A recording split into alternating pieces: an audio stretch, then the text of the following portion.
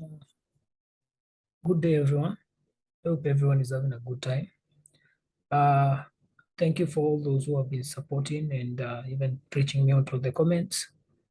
Continue improving and make sure I give you my best. Please like, subscribe, and share. So without further ado, let's start. Uh, Ukraine is now providing electricity to Europe. It has become now a reliable partner. It has replaced Russia. It hasn't replaced it in terms of quantity, but right now Europe needs the power, even if it's Ukraine that's providing. Ukraine used to get power from through Belarus from Russia, but they've been quickly they've been having plans of providing power from their own from their own resources since 2014, since Russia annexed Crimea.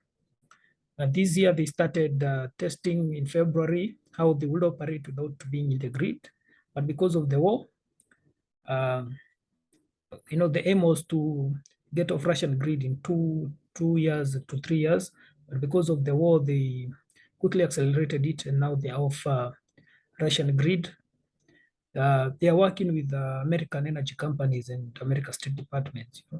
Let's not forget, Ukraine also has a lot of resources. In fact, Ukraine is, it was the heartland, industrial heartland of the Soviet Union. Cars were being made there, rockets were being made there, planes were being made there. Ukraine was a very powerful country, a very successful country. It had even nuclear weapons because it's because of when the USSR broke up, Ukraine surrendered its nuclear weapons to Russia in 1994. And they had a treaty where Russia will not never invade Ukraine if they surrender their nuclear weapons. But you see, uh, 27, 26 years later, you see, uh, you see the results. You see that Russia invaded Ukraine, even though they had an agreement. Probably if Ukraine had its own nuclear weapons, it couldn't have been invaded. It could, it could have been like an India-Pakistani kind of stand where both are nuclear powers, so both are afraid to engage. So Ukraine has been working with the Americans to supply power. It had applied to the European Commission, to be allowed to supply electricity, and it was approved. So it's supplying through Romania. It's connecting its line to Romania, and it has started with 100 megawatts to 250, and it's planning to go 8 times.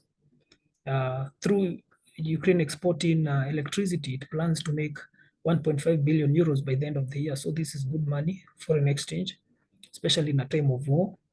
There were laws that were banning Ukraine from exporting power, electricity, especially in time of war. Those things are banned because they're supposed to stay within the country and promote the war venture, against Russia. So, through Romania, they're going to supply now electricity to countries like Poland, Bulgaria, Estonia, and all these, you know, and all these neighboring countries. So, at a time when Europe is suffering from an energy crisis, this is heftily welcomed. And if you look at the situation now, you start to realize that it's American companies that are controlling the situation, because if you look at the electricity now, it's a venture between the American government and the Ukrainian. So Ukraine also has gas, and it's planning to start exporting gas to Europe because Europe has a crunch of gas. Although people are saying that Ukrainian gas reserves are not that high, and the most gas deposits are in Donbass, where the war is. If not in the war territory, closer to the war, and it's not advisable now to do such a venture. But the state-owned company that's mining the gas, is in talks with the American government to get funding, to get the technical know-how, so that they can start investing in this program. In fact, they're demanding a Marshall Plan kind of deal. Remember the Marshall Plan after the World War. The Marshall Plan was all over Europe, where America reconstructed the whole of Europe, from Germany, from France, Britain, all these countries that suffered heavily in the war. They're demanding some kind of Marshall Plan so that they can increase their mining sector. Ukraine is a very rich country in terms of mineral. It has natural gas, iron ore, sulfur, potassium, timber.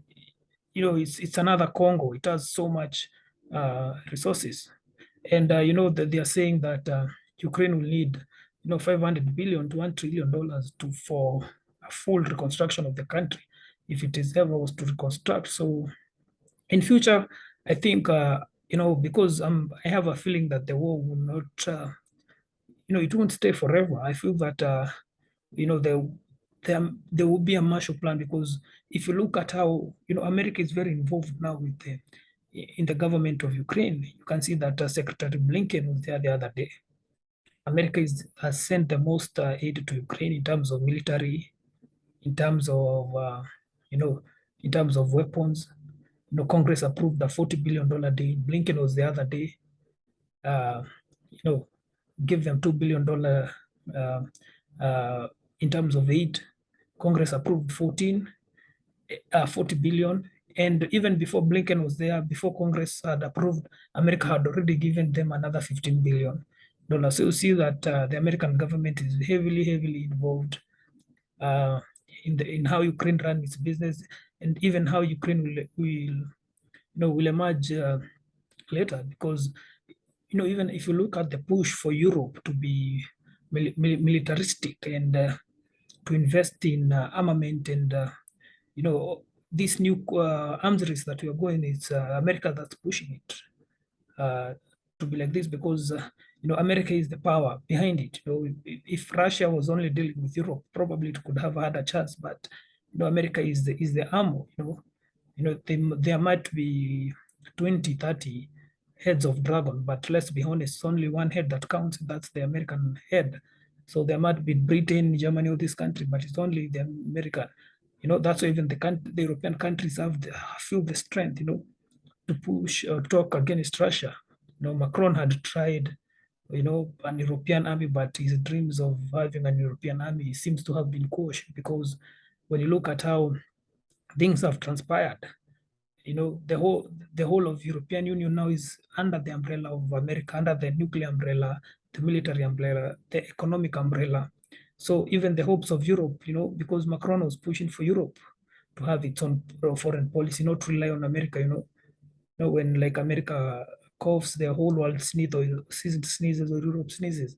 So Macron push was to, for Europe, if America says sanction Iran, Europe can also have a stand. But where Europe is now, it has to follow what America said. And we also, when the people are pushing for Brexit in Britain, the hardliners, those who still believe in the former British Empire, the power, they were pushing for Brexit. One of the reasons they gave is that now Britain will return back to the empire days, become a superpower on its own. But after Brexit, we've come to realize that more than ever, Britain has become dependent on America. It is like now the poster child. It is like now, the messenger, the small bro, because everything it's doing now, it's depending on America. Its economy is depending on America. So it shows the American might is very necessary. And personally, I feel that the reason why even Putin and Russia are not going far, because America might have its issues internally in terms of civil unrest, human rights, and all this, and its democracy feeling like it's fading. But one thing that Putin acknowledges is that America is an adversary. He doesn't want to engage anytime soon.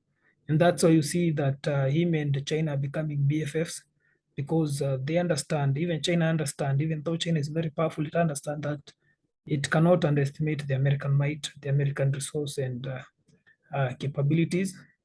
But for now, as things goes, Ukraine seems to be the savior of Europe in terms of gas and energy. The money they'll be making, it seems, will go a long way in ensuring that they stay stable. It's very interesting that till now, the way it's still going, it means that, it seems that it means even though the Russian army is gaining ground, it's much strong. It means that also the Ukrainian, the strategies, the equipments they're using, they're onto something. So it's something that we'll watch and look, and I'll just continue to give you an update, and probably you can engage me on the comments, tell me how you feel, and also, let's engage. Till next time. Cheers.